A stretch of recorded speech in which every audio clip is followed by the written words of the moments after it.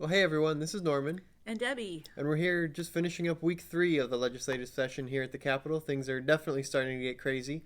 There's about 6 or 7 bills we want to update you on. We're going to run through them real quick. The first one is HB 1076. This one is to establish that birth certificates only reflect biological sex. It's brought by Representative Fred Deutsch, again, House Bill 1076. And it was on the House floor Wednesday, and it passed out on a vote of 39 to 31. So now it heads over to the Senate side, where it'll go through committee and the floor again. So if you could help us out by reaching out to your senators, that would be great. Again, asking them to vote for HB 1076, which establishes that birth certificates reflect biological sex. And then earlier this week, House Bill 1051, the Born Alive bill, was heard in committee. It came out of the House Health and Human Services Committee on a strong vote of 10 to 3. And it will be heard on the House floor very shortly, and we will drop the vote count right there.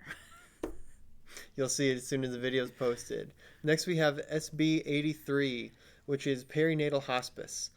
Basically, what it establishes is that when a mother is given a diagnosis that her baby isn't likely to live long after birth, that the hospital or the clinic makes sure to give that mother the resources that they and the community offer. Sometimes it's as simple as a photographer or things like that, just to help the family through that time, through that tough situation. So SB 83 just requires that they give the mother that information during that tough time. And then there's a few more bills. Yeah, that's the This is, Indiana version. yeah. Yep. So that's what Indiana hands a mother. That's the beginning of the discussion for that state. And then there's a few other bills that have just dropped recently, and so we'll quickly go through those as well. So do you want to start with 1114? Yeah, and I don't remember if you said the perinatal hospice bill came out of committee 7-0. Oh yeah, unanimous. Maybe you already said that, but they are going to discuss it on the Senate floor because this is an issue that we want to shed more light on. Mm-hmm. So yeah, today we had a lot of bills drop, and that just means that they got a number. Mm-hmm. We've known about them for a while, and we're working behind the scenes on them already. But so 1114 is to change the definition of abortion. Right now, the definition just refers like to terminating a pregnancy. And with that terminology, that does not include selective reduction, like when a woman has 3 babies and she aborts 2 of them and just to keep one. That would not be considered an abortion. And that is happening more and more with all the reproductive technology that's happening.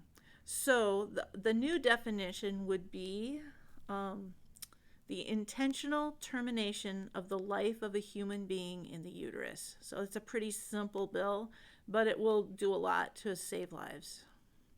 And then we want to go into, let's do 1130 with the medical chemical abortions. Oh, thanks. So we talked about this bill last week. This is a bill that just gives a woman some information as she's leaving the office after she took the first pill in the abortion protocol, where they take 2 pills. And there's a lot of evidence out there that there's at least a 20% chance that that baby will survive if she doesn't take the second pill. And we want to make sure she knows that and has a contact number. There's a 24/7 hotline where she can get help and medical referrals. Yep.